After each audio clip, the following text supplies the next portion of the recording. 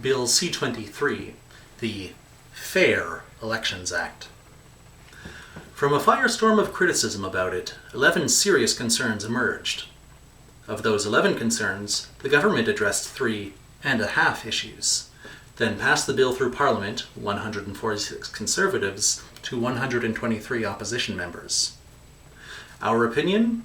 How nice! Instead of being bitten by a tiger 11 times, we're only being bit 7.5 times. The teeth removed from the bill were 1. The ask for a donation exemption for election spending, which would have blown the roof off campaign spending limits.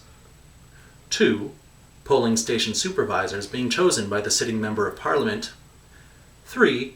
Putting in a vouching equivalent to replace the current system of vouching for voters without ID. And the half. Removing some limits imposed on the Chief Electoral Officer's freedom of speech, but not all of them. Which unfortunately leaves these 7.5 very sharp teeth. 1. Elections Canada did not get the power to compel witness testimony, despite all the problems investigating the 2011 election scandal. This omission leaves future elections open to high levels of unprosecuted electoral crimes.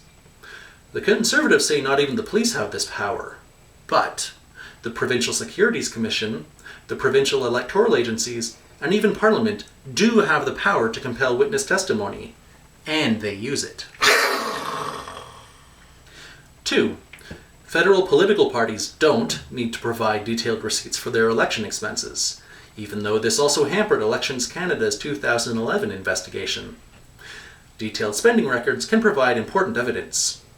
When political parties refuse to share them, investigations can stall, and offenders may avoid punishment. 3. Elections Canada investigators must tell subjects they're under investigation, risking evidence destruction and influenced witnesses. An exemption when this could harm an investigation is included, but opens the door to gratuitous appeals bogging down investigations.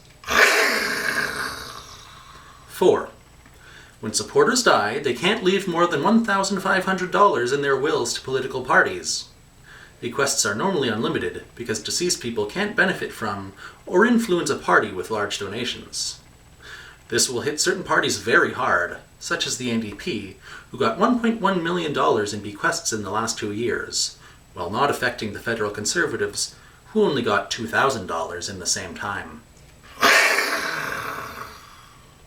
5. All specialized and technical advisors hired by Elections Canada to help investigators have to be approved by the Treasury Board.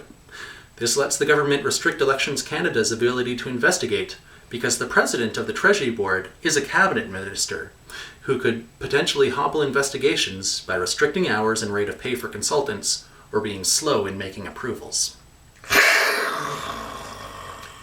6. The Commissioner of Elections Canada is moved from Elections Canada into the office of the Director of Public Prosecutions.